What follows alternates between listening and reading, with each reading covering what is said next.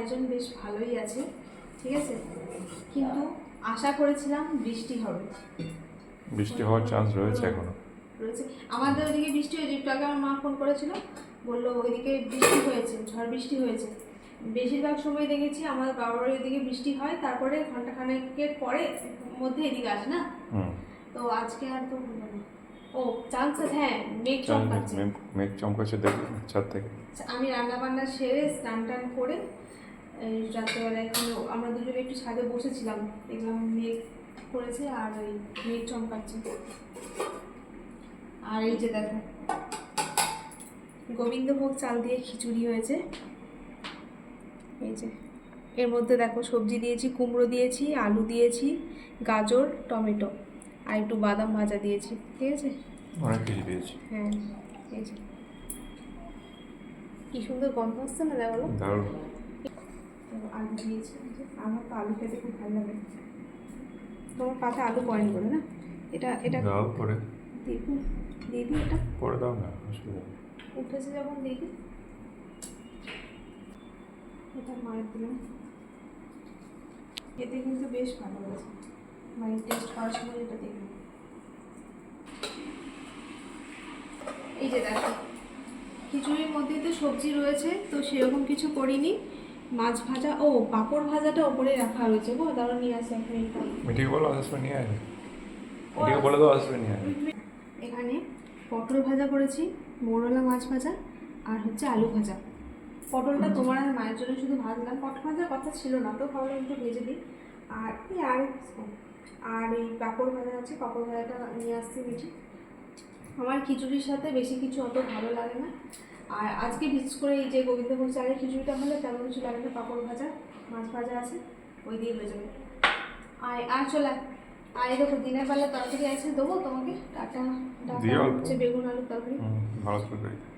মিঠির বাবার সবজিতে না নেই, এখন যদি বলি একটা ডিমের অমলেট খাও গরম, সেটা খাবে না, রাত্রেবেলা ডিমের অমলেট খাবে না, কিন্তু সবজিতেও না নেই, তেঁতুর তরকারি হলেও খাবে, তাই তো? একদম। আর এই যে আলু ভাজাটা আমার মেয়ের জন্যই করলাম, বুঝলে? বেশ, দিয়ে দাও এটিকে।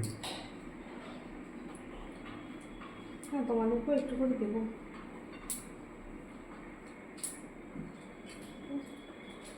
এসো দাও, এটা আমাকে দাও। আর মিষ্টিতে টুকটুক করে পাঁপড় খাওয়া হয়ে গেছে। পাঁপড়গুলো আমি আজকে না গোটা মশা, দেখো পাঁপড়গুলো আজকে গোটা গোটা রেখেছি। মিঠি তার মধ্যে ভেঙে ভেঙে খেয়েছে তো এটা থেকে, নাকি কোনটা থেকে ভেঙেছে? মিঠি এটা থেকে ভেঙেছে, আর ওইটাতে আছে, খাও তারপর দিচ্ছি, ঠিক আছে?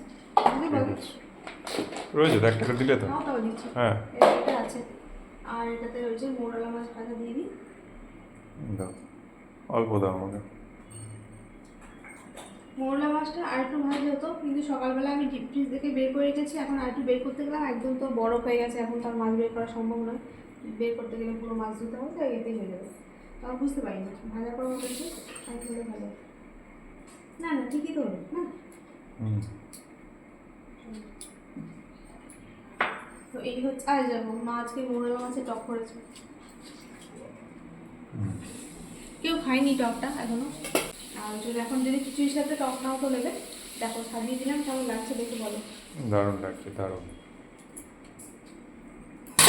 এটা এখন ঘরে রেখেছি, একদম একদম কম মশলা দিয়ে রান্নাটা করেছি, একদম বেশি মশলা নেই। ওকে, তো চলুন বন্ধুরা, আমরা এখন খাওয়া দাওয়া করে নিই, আবার পরে দেখা হবে, সবাই ভালো থাকবেন, এখন টাটা। ওয়েদারটা কিন্তু ঠান্ডা হলো বল। ঠান্ডা, বৃষ্টি নামতেও পারে, দেখো ছাদে কি সুন্দর হাওয়া দিচ্ছে।